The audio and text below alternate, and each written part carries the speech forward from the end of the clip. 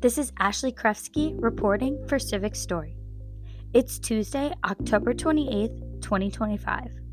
Today, leaders from across New Jersey gathered at the College of New Jersey to answer one pressing question: what's possible for building stronger, more sustainable communities across the Garden State?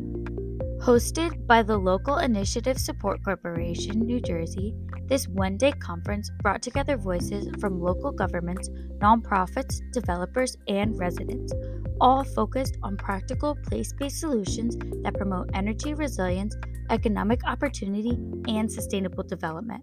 It's not enough for us to push back against what we are seeing every day. We actually have to continue a pathway forward. And the question is, how do we do that? That's why the topic today is so crucial, so critical. What's possible for sustainable communities? It means that we still have hope. We are still imagining a place better, more secure, more equitable than the one we have now. Because if we can't see the place we want to go, we will never be able to get there. Across New Jersey, communities are grappling with environmental issues that are both deeply local and increasingly urgent. From flooding and air quality to the growing impacts of climate change on infrastructure and energy consumption. To better understand these challenges, I asked participants, what is the greatest ecological concern facing your community right now? Greatest ecological concern in the city of Newark, and specifically the South Ward, is the quality of air that the 50 to 80,000 residents breathe on a daily basis.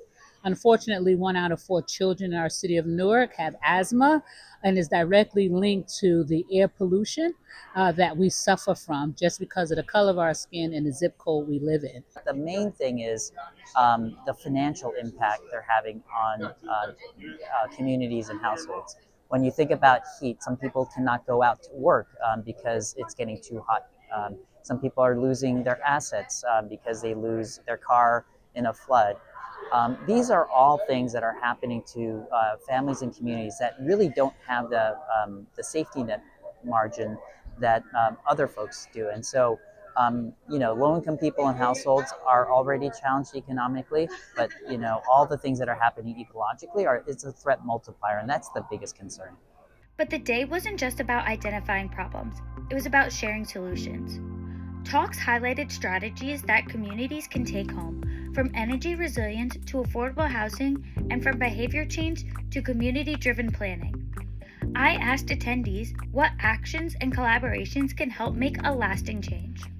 Neighborhoods up and down the state, right? So in Newark, in Clinton Hill and the Fairmont neighborhoods, Lower Broadway, right here in Trenton, East Trenton, as one example, has really defined and well-structured revitalization strategies that are addressing housing, small business, health, all these other factors.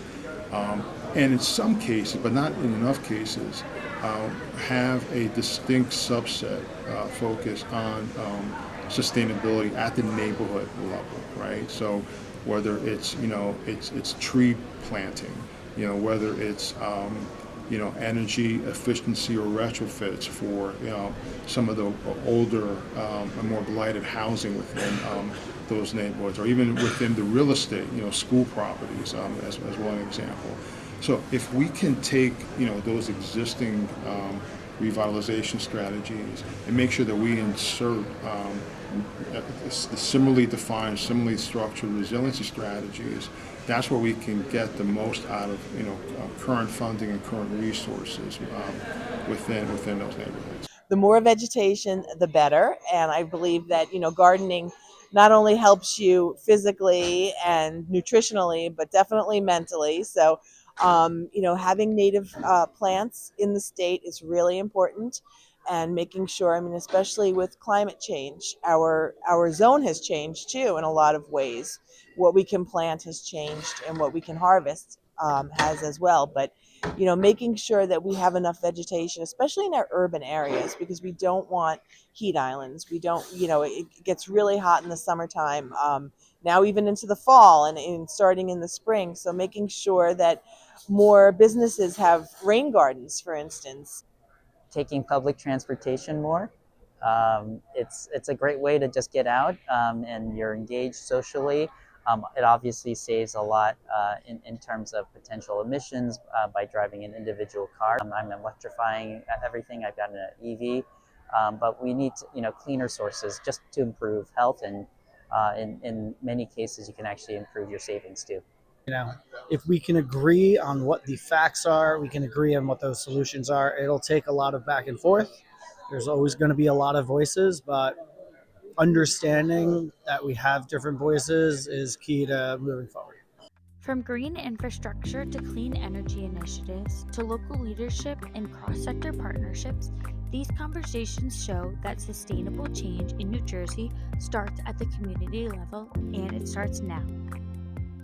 The place-based action that I truly believe can help solve this is by preparing the next generation of environmental justice advocates who understand what is happening in their community, and so they can fight for the changes that they seek by making sure that their voices are heard, that they're attending zoning board meetings, planning board meetings, that they're talking to their elected officials, but more importantly, being active in environmental and community-based organizations so they can be educated on what the real threats are that's impacting their quality of life and the air they breathe and the water they drink.